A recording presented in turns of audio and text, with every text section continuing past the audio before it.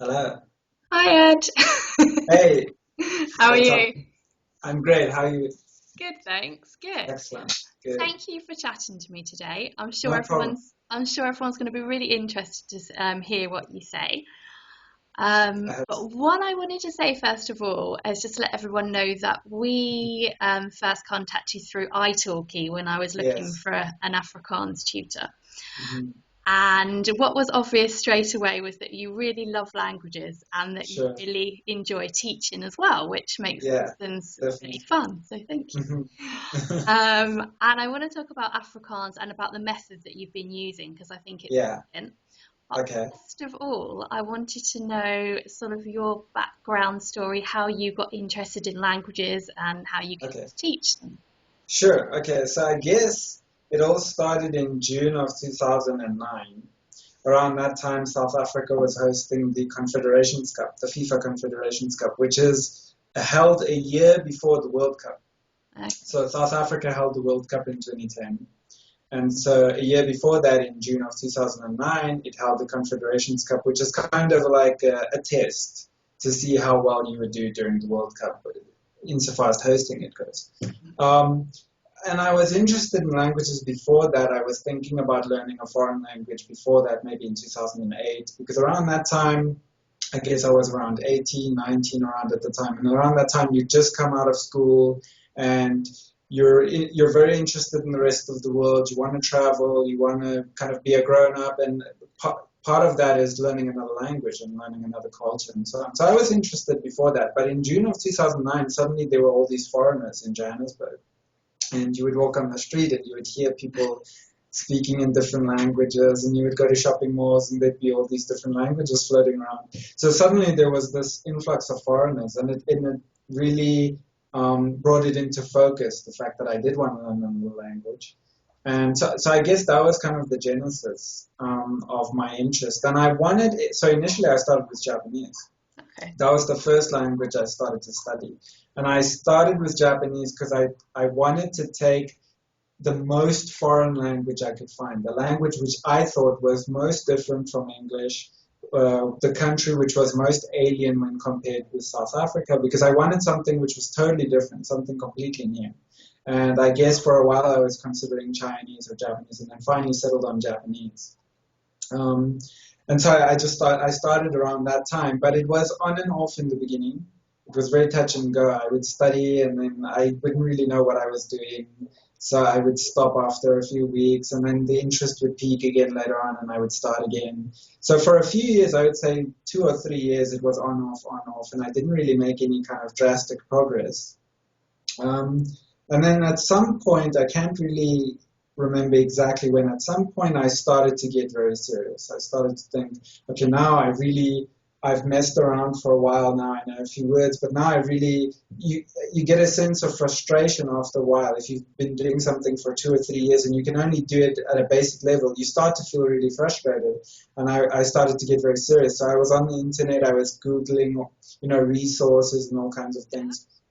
And I eventually discovered a software program called Anki, which works on the basis of what they call spaced repetition or spaced repetition memory. And so how Anki would work is it's a set of flashcards. You have to make the flashcards yourself, but you can put pictures, you can put audio, you can put text, Japanese text, English text, and so on. I eventually discovered some pretty good flashcards for Japanese, which included full native Japanese audio, female and male voices, pictures, Japanese text with full characters and everything. So it was a very good resource, but it only helped me learn vocabulary. And so 1 or 2 years after that, this is now maybe 4 years after I initially started to study Japanese, I knew a lot of vocabulary, but still couldn't really speak. I had no way of really knowing how to put a complete sentence together. Yeah. Anything beyond the very basics. And I started looking for some kind of program or some kind of textbook to help me like take all the vocabulary that I've learned and teach me the grammar so that I could actually speak. So this was like the missing key. And one way or another, I found a method called the Peninsula Method. And basically what it was an audio program, like a couple of CDs. And you would listen to it, and the first lesson, the guy would start to explain, I'm going to teach you a word, and then you just repeat after me. I'm going to repeat the word 3 times, and you just repeat it 3 times. And then I'm going to teach you another word, and then another one, and then we'll do a sentence. And so the more I was listening to the lesson, at first I was quite skeptical because I already knew a lot of words, but he was trying to teach the words syllable for syllable. So on the recording, he teaches you words. For example, if you were learning the word objective, he would first teach you ob, and you would just have to repeat after him ob 3 times, and then he'd teach you ject, and then object, and then objectively. And so it was syllable for syllable, word for word. And I thought, this is quite slow. I don't know if this will really work for me. But I kept listening throughout the half-hour lesson. Every lesson is half an hour. And the more the lesson was going on, the more I realized that it was actually a really good way to learn the grammar, because words are easy to learn. You can learn words anywhere. If you've heard somebody say a word and you've tried to say it a few times yourself, you can repeat the word, you can say it. It's not a problem. But what the method was really good at was teaching you the grammar, the order in which the words must go, and so on. So after I discovered that method, I really started to use that very intensively. I was doing it every day, several times a day. And this was going on for maybe about 9 months. And the difference after 9 months between before and after was so drastic that I just started using it more and more, and I was using it for other languages. Then I started studying Chinese. So at that point, my experience from the complete beginning to that point and beyond helped me to kind of get to know how you should really learn a language and what goes into it all. And I started, at that point, I was getting really good at Japanese because I had a lot of vocabulary from the years of studying the cards. And I had the Peninsula, which was teaching me the grammar. And I was just starting to speak with native speakers on Skype. And so then I remember one night I was sitting behind my desk, and I had my TV kind of in the background on my room. So I'd have to turn over to see what's on the TV. And I remember one night, this was at a time now when my Japanese was quite advanced. It was about 5 years after I started. Okay. About 1 year after I started the Peninsula Method, which I really credit for giving me the Japanese that I have today. Because if it wasn't for that method, I would have kind of slowly just kept going. I don't know at what point I would have gotten to the level where I am now, but the Peninsula Method really helped me get there quickly. And so one night I was sitting behind my desk, and I took a look over my shoulder, and I saw the TV. And the TV was on a channel called CCTV4, which is Chinese Central TV4. Okay, it's a Chinese language international news station from China. There's 2 available in South Africa, CCTV9, which is in English, and CCTV4, which is in Chinese. And I had, for whatever reason, I had the Chinese one on the TV in the background. And I remember looking over one night and seeing there were some very bad floods in Beijing. Some people who are listening to this might remember that, if they follow Chinese news or they were maybe living in China or something. There were some very bad floods in Beijing a few years ago. And on that particular night, I looked over and I saw on the TV the character for rain. And I recognized it because it's the precise same character for rain in Japanese. And that's the first time I thought, oh, well, I could learn Chinese as well, because I already know the characters. And I immediately looked for the Peninsula Method in Chinese and found it and started using it. And the difference between how long it took me to learn Japanese and how long it took me to learn Chinese is really a testament to how good the Peninsula Method is, because it was I was up to the same level in Chinese within a year where I was with Japanese in 3 or 4 years, just because I didn't know about the method and I wasn't using it. So then you asked about the teaching. How did I start teaching? So I was on a website called Live Mocha, which was a website similar to italki, which is where you met me. And I was using that for several years to find Japanese speakers. So it's kind of like, so for people, maybe people who just found this and they don't know italki or LiveMocha, it's kind of like a Facebook of languages. There are people on there that want to learn certain languages and you want to learn yours, and then you can look them up and send them a message and ask them if they want to trade Skype and talk and so on. So I was finding Japanese speakers on this website for a number of years, and I was finding language partners. And at some point they changed the website. And it completely changed, and you could no longer search for people, and it was completely different to use. And I just stopped using it. I was using it less and less, and then eventually I wasn't using it anymore. And after a few months, I wanted to get back into languages and into studying. And I was looking for a website to find people again, where you could just search them by language or search them by country and send them a message. And I found a website called italki.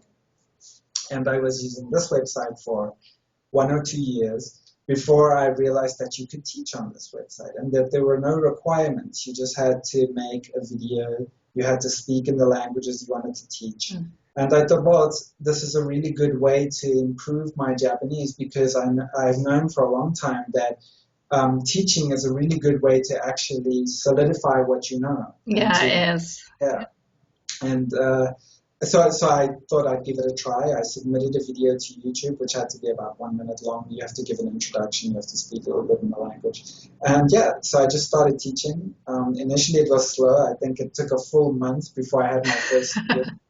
But after that, they kept coming. And right from the beginning, I was using the Peninsula Method. So basically, I was just mimicking what was taught to me through the recordings. I found that it was very effective, not just for learning, but for teaching, because for the students, it was easy. They just had to repeat what I was saying. They would find it easy to break the words down into syllables, because it is easy.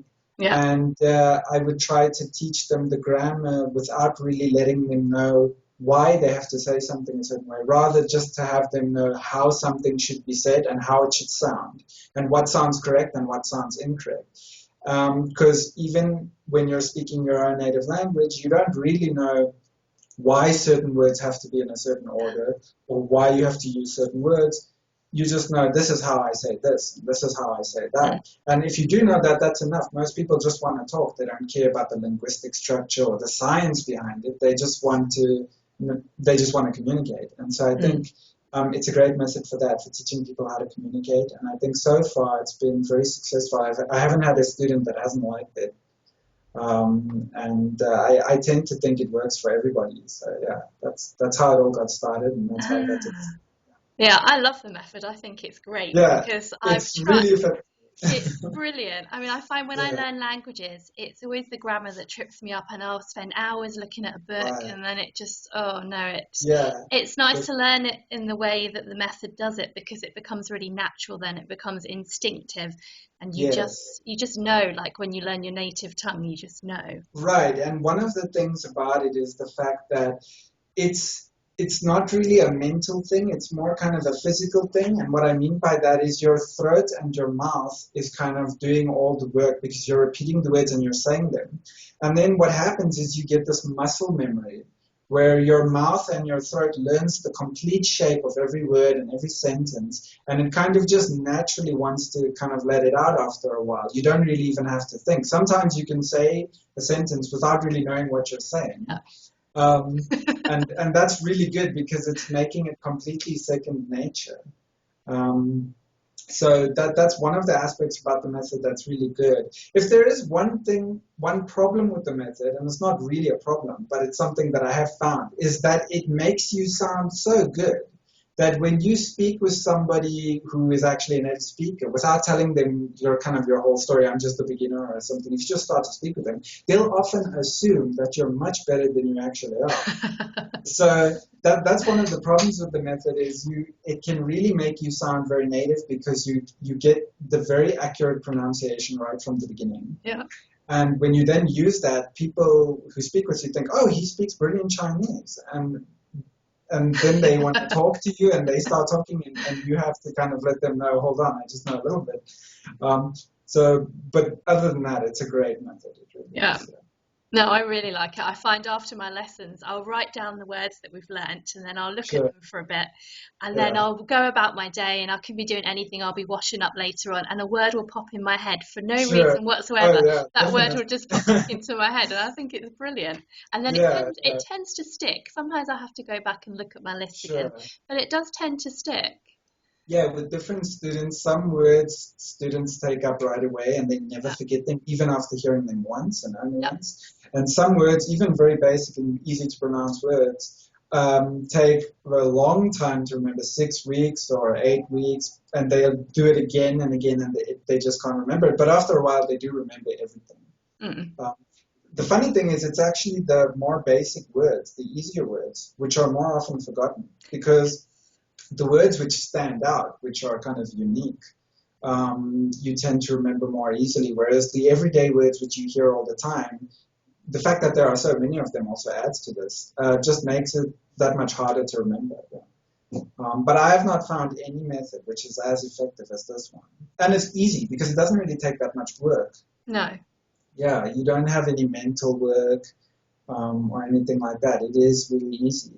And you also don't need much to do this method. You just need somebody who can speak or who is a native speaker, and you can actually ask them questions. They don't even have to be trained in this method or know how it works. If you just know, I want to know how to say this, you can just take one of the words in that sentence and ask them, how do I say this? And ask them to repeat it for you, and then you repeat it after them. And then you take the next word and the next word until you have enough to make the whole sentence. And then you ask them to repeat the sentence, and then you do it. So once you know that this works, this kind of syllable for syllable syllabic structure works, you can use it to learn any language. It's really great.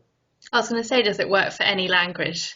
It does, yeah, absolutely. Because any language is just a series of sounds, and the vocal organs of any human is precisely the same as any other human. So, yeah, if they can make the sound, you can. But you might just need more practice to do it, depending on how alien the sound is. But if you repeat it, you will be able to do it just like they will. Okay. So, and all the grammars are the same as well. I mean, there are different types of grammars, but there's no reason why one person can't use a certain grammar. Okay. And with the syllables, when we do the words, we tend to do it back to front. Is there a reason for that? Does it stick better?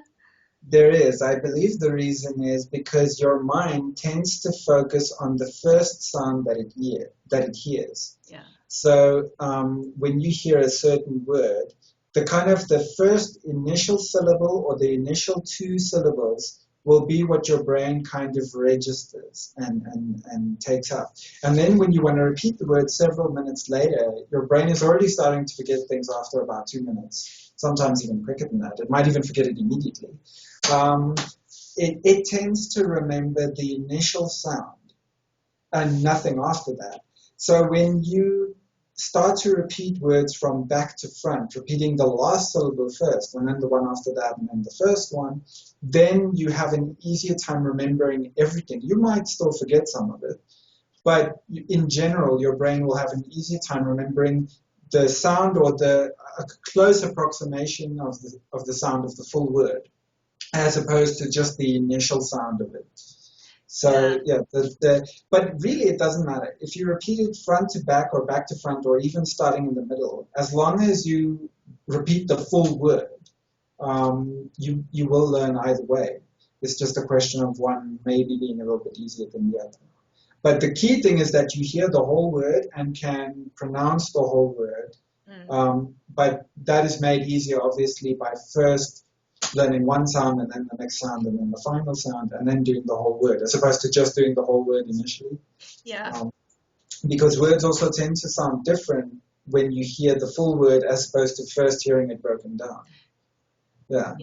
So that's a key part of the method, is the syllabic kind of breaking it down syllable for syllable. That is the Pendulum Method. That's the most key component to it.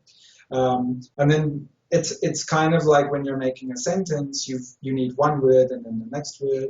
That's part of the Pendulum Method, but the thing that actually makes you remember the words is the fact that you're breaking it down syllable to syllable. If I actually just taught you the word and asked you to repeat the word, you would have much less success remembering the words than you would if you first break them down and then repeat them and so on. Yeah, no, that makes sense. Yeah. And I find because we're putting them in sentences as well and in context, then I remember it much more easily as well, rather than just learning a word on its own.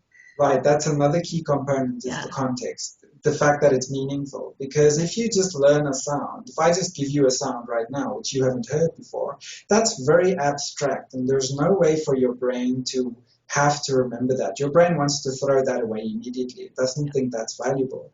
And so giving it meaning so that you have a context to everything, it gives every word that you've learned meaningful context, and that makes it ties it all together. And you mentioned earlier that sometimes you'll be going about your day and you'll be doing something and then a word will pop into your head. And I don't know if you found this, often what will happen is a word will pop into your head, but immediately it will remind you of the other words. Yeah. Because you were putting it in a sentence. So one word gets tied to another, and then when you remember one, you remember all the others. But the reverse is not true. When you forget one, you don't necessarily forget all the others. Yeah, so it's really good in that way. Yeah, and I found for me it's been brilliant. And I've been studying Afrikaans for a little while, not a long time, but a little while. Sure. But even only after doing this method for 2 months, I think I've been having lessons. Sure, yeah, it's something like that. 3 months, about that. Certainly no longer than 3. But I feel like I've really come on so much more in my speaking. Oh, yeah, definitely. Yeah, that is one good thing about it is it's very good for beginners. It's a little bit harder if you're more advanced. Because when you're a total beginner, the best scenario for a teacher at least is when you're a total beginner, because then I can just start to teach you any word, usually some kind of beginning word, but I can start anywhere and I can teach you anything. When you're more advanced, it's more of a challenge for a teacher because I have to figure out what do you know and what don't you know, and then teach along those lines. And it's not always very easy once somebody knows something. But when you're a beginner, it's great because the advance is very quick. Like you said, you've advanced very quickly in 2 months, even though you already knew a little bit. And that is where the method really excels. Is at the beginning, it really takes you from total beginner to intermediate or beyond very quickly. That's exactly what happened to me when I was studying Japanese. I knew a lot of words, but I couldn't even really call myself a beginner because I couldn't speak. I couldn't speak. I would be able to say a few sentences, but for 2 or 3 years worth of studying, that isn't much. And that's one of the reasons that's why I said this, I really credit this method with giving me the Japanese that I have, because it tied it all together for me and made me speak. And I've never looked back since then. So it was really, even though I knew quite a lot of words and I was quite advanced insofar as the amount of things I knew, the method really made me advance quickly by tying it all together. Yeah. And so it's really great for that, yeah. No, I think it's great. And a question about Afrikaans learners. Have you got many Afrikaans learners, or do you find are they few and far between? And when they do come to you, are they from a particular place? Yeah, sure. You know, one thing that has surprised me is that there are quite a few. Because initially I didn't have much of an expectation for people coming to learn Afrikaans. So I teach 3 languages. I have taught 4. I've sometimes taught Chinese. Okay. Even though my Chinese is not as good as my Japanese. I have taught it before to 1 or 2 students. But I mostly teach English, Japanese, and then Afrikaans. So by far most students come for English, about maybe 70%. Probably 20 to 25% come for Japanese. And then I'd say probably 10 to 5% come for Afrikaans, which is more than what I expected. I really had not much of an expectation for people coming to study Afrikaans. It did surprise me how many there were. You asked, are they from a particular place? And they aren't. They are from America, they are from Britain, they are from Europe, Asia, Indonesia. The Indonesian one probably surprised me the most. But yeah, so they went from one particular place. They were kind of from all over. I did find, however, that there were more kind of people from English-speaking countries. For example, there was a guy from Texas. There were quite a few from Britain. And then there was an American woman who'd been living for a number of years in Australia. And so that is probably what I did expect, because there are a number of Afrikaans-speaking people in Australia and the UK and America and probably also Canada. Yeah. But I've had quite a few from places like Italy and Indonesia, which really surprised me. And one of the questions I always ask them, one of the first questions when I first give them a call on Skype, which I ask them is, why? Why are you learning Afrikaans? What's the reason? And most people just do it kind of for a hobby, or they learned about the language somewhere, they're interested in. Quite a number of them do speak Dutch. So if you speak Dutch, kind of, you might become interested in Afrikaans just because you can kind of get it for free, if you know what I mean. If you speak Dutch, you can kind of add another language to your list for free just because it's so close. Yeah. And so the girl I was teaching in Indonesia actually spoke Dutch quite well. And then she started to learn Afrikaans. So, yeah, but I wouldn't say there are a lot. There were a handful of students, maybe 10, 15, a little bit more than that maybe, yeah. Nothing wild, but much more than I ever could have expected would take Afrikaans. You know. Wow. A lot of people out there, I'm sure, don't know what Afrikaans is. Yes, so, people always think it's, I don't know really. Every time I say I'm learning Afrikaans, they go, well, what's that? Yeah, exactly, yeah, sure. They probably think it's from Africa or something, but don't really have any idea what it is. So, yeah, but I use this method for Japanese and sometimes for English. It's much harder to teach English because usually I don't have a language in common. So one of the prerequisites for this method that you must have is two languages. You must speak another language with the person because you need to communicate with them in the one so that you don't give away answers in the other one. Yeah, absolutely. So it's easy to teach Afrikaans or English because usually most students will speak English. And I can talk with them in English and then teach them Afrikaans or Japanese. It's much harder to go kind of in the other direction. But I've used it also for Chinese, which was very effective. It is a little bit hard to go from English to Japanese rather than English to Afrikaans, just because the Japanese grammar is so much different. Yeah, I can imagine. So I have to carefully consider what word I'm going to teach. It's very important that you kind of have a dialogue in your head as a teacher when you're starting to teach this method, or even if you're teaching yourself using this method by way of just asking a native speaker to pronounce things for you. It's very important that you start with a dialogue that makes sense. So 3 or 4 sentences which relate to each other. Yeah, I've noticed that you do that. That's very important because if you don't do that, it will start to become very messy and very abstract. You'll be teaching them words which have nothing to do with each other, which can't be used with each other, and that makes it complicated to form sentences and so on. So with the Japanese, that's a challenge because I have to think ahead of time, what is this going to translate to in English, and how am I going to kind of convert it for the student in a way which makes it easy. With Afrikaans and English, that's much simplified because the languages are so close. In fact, Afrikaans is one of the closest to English. Yes. Yeah.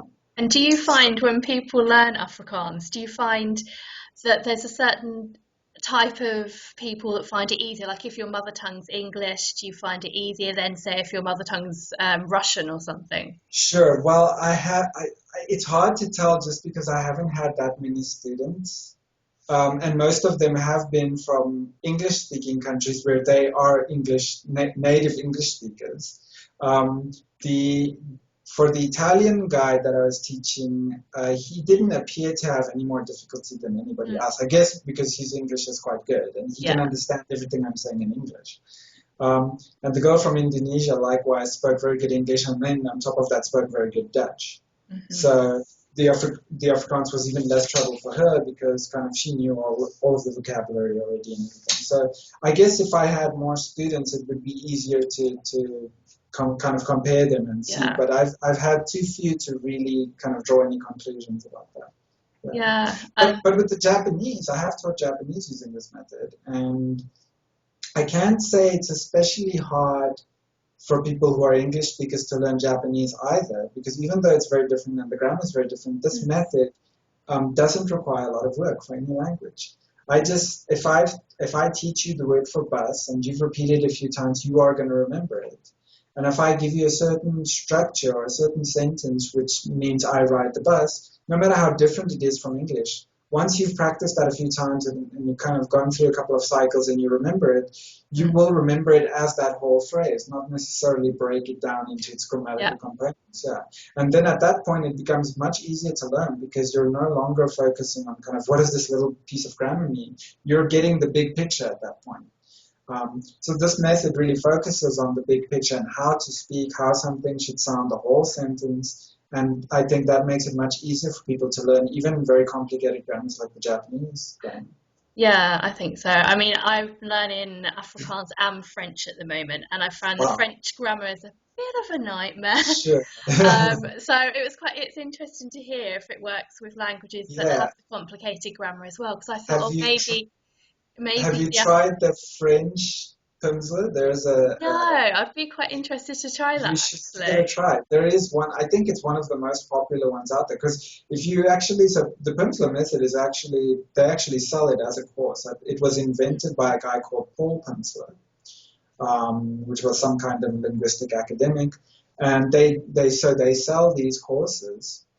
And there is, I believe the Spanish and the French are among the most popular, the highest selling courses, and they have a lot of lessons and everything, and it's well developed. Some of the newer languages like Thai or Vietnamese, they only have a few lessons and kind of you can't go that far into it. But with the French, I think you can go really far, and it's probably very helpful. So I would strongly encourage you to give it a try. Yeah, I think I will. Yeah. And talking about resources, with the Afrikaans, I find it really difficult to find stuff out there. I like to watch programs in the language that I'm learning, and in French I can go on YouTube and I can find hundreds of things. But the Afrikaans, it's really difficult, and I found a few things, but I don't know if there's anything you can recommend that you know of, or any good like radio or TV stations. No, I don't think so. It is unfortunately just one of those languages. There are not too many speakers out there. And I mean, like you said, YouTube, you could probably find a couple of videos on YouTube. There are quite a few Afrikaans movies out there. I'm not sure how good that would be for language learning, just because it's hard to learn from a movie. Yeah. But yeah, there's no really kind of, I guess there is one or two books out there. I believe there's a series out there called Teach Yourself. I have the Afrikaans one. It's quite good actually. Oh, really? Okay, good. And I believe there is another series which is kind of equal to the Teach Yourself series in popularity and a kind of similar structure, which is the Colloquial series. Yeah, so I have that one as well. You have that one as well, okay. I got on much better with the Teach Yourself one. Really? Why is that? I just think it approaches it much more slowly and more from a real beginner point of view. And I felt like the colloquial one, although some people have apparently online got on really well with it, for me it just went too quickly. It went too advanced too quickly for me. I preferred the Teach Yourself. And maybe it would be better if you completely finished the Teach Yourself and then go with it. And then go to that. I think that would work quite well. I'm also quite interested on Assimil. I think it's pronounced Assimil, Assimil. Yes. I believe it's a French company. It is, yeah. I don't think they do an Afrikaans. They do an Afrikaans for native French speakers. Oh, really? I can't find one for, which I thought was really interesting. Yeah. But I couldn't find one for the English speakers. That would be quite interesting because those are the polyglots always rave about it, and I thought it would be really interesting to try Assimil, but they haven't got enough. Well, maybe when your French gets really good, you can give it a try. Yeah, that's one of the things which is interesting. Once you know two or more languages, you can start to learn one of them in the other language, and then you you practice both. While you're learning the one, you're practicing the other one. Yeah, some people but obviously it doesn't. Yeah, but obviously it doesn't really help you when you're still beginning. You just need resources. So I think one of the things you mentioned to me before this interview, kind of way before this interview, was the fact that there are so few resources, and I think it would be interesting to see whether or not we can try and put something out there like podcasts or something like that, because I find podcasts are a good way to learn. When I was learning Japanese, I was looking for some kind of native audio to just listen to, just for listening practice. And luckily, Japan has this huge media culture. So there are a lot of people, both kind of professionals and just amateurs, who are just putting stuff out there on podcasts, all kinds of things. But obviously, we don't have that kind of culture in Afrikaans. But it is so easy to put stuff out there. Yeah, I think it'd be good if somebody did it. And I might even be interested in doing that myself, just because I do enjoy not just learning, but kind of resources, putting stuff out there to help others. And because it is enjoyable to teach as well, just for the sake of teaching. So yeah, it's something I might be interested in later on. Yeah, that would be great, actually. Yeah. Sure. It's As needed, a isn't learner, it's needed. Yeah, sure. Yeah, because I mean, I've found a couple of things on YouTube, but they're children's programs. It's Heidi. They do like a little cartoon series. That sounds quite annoying to have to listen to an adult learning a language. It can get a bit like that. It's quite good for recognizing words, because I'll hear a word again and again, and then I think, oh, what's that word? And I'll look it up, although sometimes I'm not sure how to spell it. So some words I can't look up at all, so I might have to ask you. But for that, it's quite good, because you hear a word and you hear it in the context, but you have to listen to stuff a lot because it's so quick as well. One of the things, that's another thing about the Peninsula Method, is it really helps with listening, because a lot of people have the wrong idea about what it takes to improve listening. I often get this question from students to ask me, what can I do to increase my listening? And I tell them, speak or pronounce things, practice things with your mouth, because the reason is, when you're listening to something, your brain cuts that out. So what will happen if you actually sit down and try and listen to, like, let's say, a 20-minute clip of Japanese or Afrikaans or something? What will happen is your brain will almost immediately start to wander. You'll start to think about other things, and you might not even notice that you're doing this. And then afterwards, you'll be like, what did I listen to? I have no idea what was going on. I didn't pay any attention. And so when you're listening, it's not so much kind of getting audio to go into your ear. It's getting your brain to pay attention to that audio.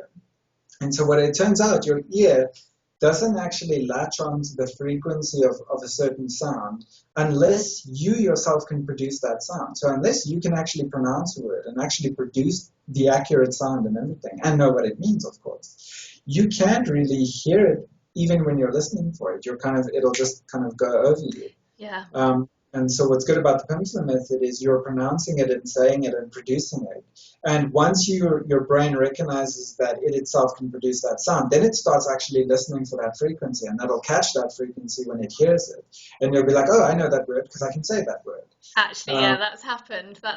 Yeah. Right, yeah. So one of the good things you can do if you want to improve your listening is get a kind of a dialogue, either on paper and hopefully audio as well, and kind of shadow it, read it as you're listening to it, and try and then pronounce it. And that'll actually be much better than just listening. But just listening is also, of course, better than not listening at all. So kind of one of the things about language learning is everything works. Some things work better than other things, but ultimately, if you keep doing it, everything is going to work. Yeah, so it's kind of, you could take 10 years and it will work, but some methods are better than others to kind of get. So if you didn't just listen to audio, you probably would understand it eventually. But if you could produce it and say it, you're going to understand it much faster and hear it much faster. Yeah. And in the Teach Yourself Afrikaans book, they've got a couple of passages. At the moment, I've read one about culture in church, and then there's one about fishing as well. And so they've got it all written down, and then they've got the audio in Afrikaans, and it's really great to read it and hear it at the same time. And that's really stuck, actually, to hear the words, but to also see them written as well. And I find just random words are just coming out at me from that, and then I can recognise them in other things now, and that's been really interesting. So I think it's like a hearing, a seeing, and I find when I write in words as well, I tend to just get the words and just write them, and that sticks as well. It is really amazing how the words can just pop up for no reason. I remember when I first started doing the Peninsula Japanese, what I would do initially, it was actually very hard for me to do it, because I would sit in my chair behind my desk with headphones on my computer and listen to it. And what would happen is it would be very hard, because my mind would wander. I just wouldn't listen to the lesson. I wouldn't be able to do it. And I was doing this for a few months, actually, after I initially discovered the Peninsula Method. I said after I discovered it, I immediately started improving. But actually, it only started happening once I started going outside. So what happened is one day I was sitting behind my chair, And I was thinking, oh, this is so boring. I'm just sitting here trying to do this Japanese. And I thought, let me put it on my cell phone or MP3 player or something and take my headphones and plug it in and go outside. And I was walking around in my garden, and that made all the world's difference, because the fact that I was just walking around, moving and just looking at things made it very hard for my mind to wander. So suddenly I was paying a lot of attention to it. Yeah. And and then once I discovered that this was much easier than sitting in my room, because when I was sitting in my room, I could only do one lesson a day, and even that would be hard because it would be very boring. Once I was going outside and just walking around in my garden, it suddenly became easy to do 2-3 hours worth of lessons in a row. When I had the free time, I was just listening to it and doing it, because now I could concentrate and I could repeat it, and the results were picking up, and that made me even more excited and more motivated, and then I would do it for even longer, and so on. And so what started happening is I got all these ghost words. When I would sleep, I would dream about them. I would wake up and immediately just think about a Japanese word. I would just wake up and I would just think about some kind of Japanese word. It would just pop out of my head.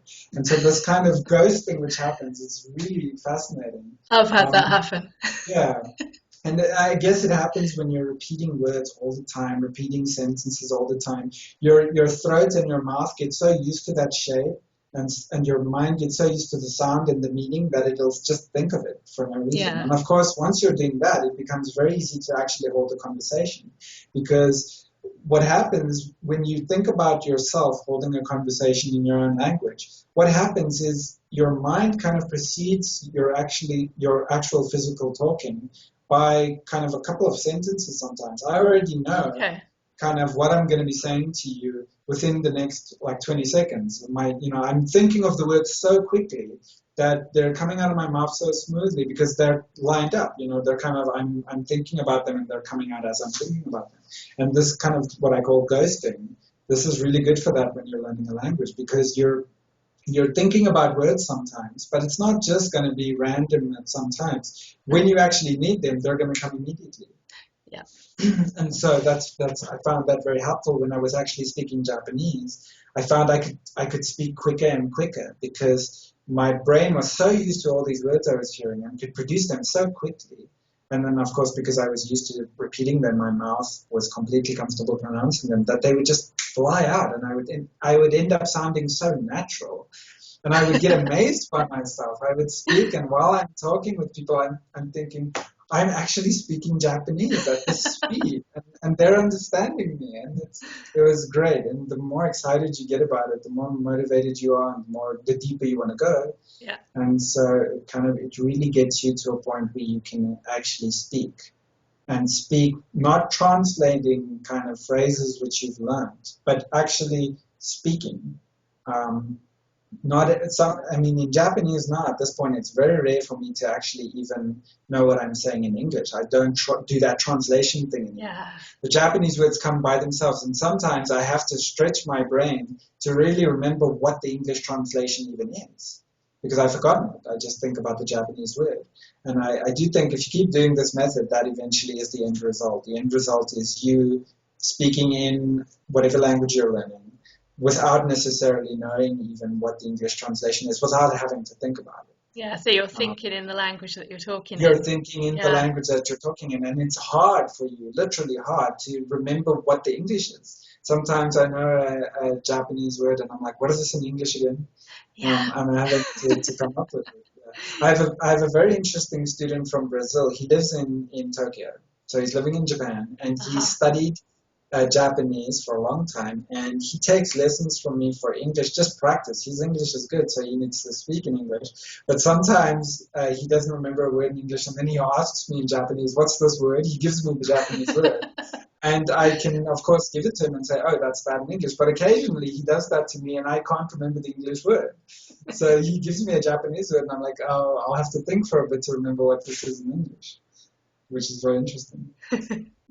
Do you find with the Afrikaans, when you're teaching pupils, is there one particular thing about the language that they find difficult and one particular thing that they find really easy? Yes. Okay. So difficult, I know exactly what it is. In terms of difficulty, the thing that almost everybody finds very difficult, and the thing that even I find difficult to teach, is the word order, because in Afrikaans, word order is very vague. Sometimes it's this order, and then one little difference in the sentence can completely switch it around and make it a completely different order. And it's not very consistent how it does this. Afrikaans has, in terms of word order, a lot of exceptions. And of course, me being a native speaker, I don't really know kind of Afrikaans. I don't have a lot of knowledge about Afrikaans. I just know how to speak it because I'm a native. But, I mean, if you ask an English-speaking person, why do you, when you say, I have to do work now, why do you say do? You know, kind of nobody can really answer you. It's just something you can't. they have to say. Yeah, and even linguists have a hard time answering questions like these. It's not clear why sometimes you have to have something like that. It's just I know they often say that the ear of that language wants to hear that word. So, for example, the word do in "Do you love me" in English. You could just say "you love me," but it doesn't sound normal. Your ear wants that do. That do sounds natural, and nobody knows why that is. But so even as a teacher of Afrikaans, it's hard for me to teach the word order because it is so inconsistent. And I don't think it's a problem. I always tell my students, look, you do get an intuition for it after a while. This intuition is something completely unexplained because you will, after a while, just kind of get it, and you won't make mistakes anymore. And this has happened to me in Japanese with certain things that I don't know.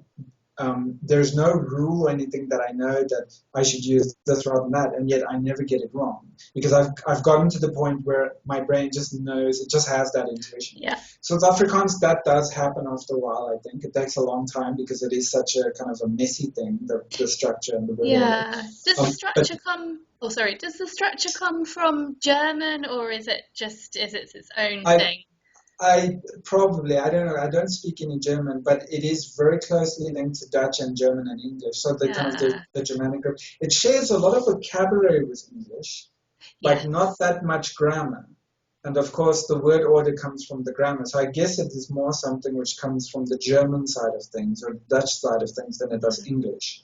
And I don't know if you speak Dutch or German. Maybe it's not so alien to you. Maybe a lot of the word. Yeah, maybe the order in German tends to do something similar where certain words, one of the kind of the famous things in Afrikaans is the inversion if you use certain words in the beginning. So if you use a word like recently, the following words will be in a kind of a backwards order than they would be if you didn't use recently. It gets me every time. Right, sure. So that is by far what I have found to be the most difficult thing for people learning Afrikaans is the fact that they're often caught off guard. They don't know when they hear the English. They're like, okay, so how should I? It's not quite clear how they should do things and how they should move forward. They need to be guided in that kind of direction. And if you guide them in that direction enough times, they will eventually do it by themselves. But there's no kind of rule which you can give them and say, just do this. And that's what makes it so hard for them, the fact that they have to rely on the teacher to guide them. And that's not always very kind of comforting for the student. They want to have an algorithm, a way to do things.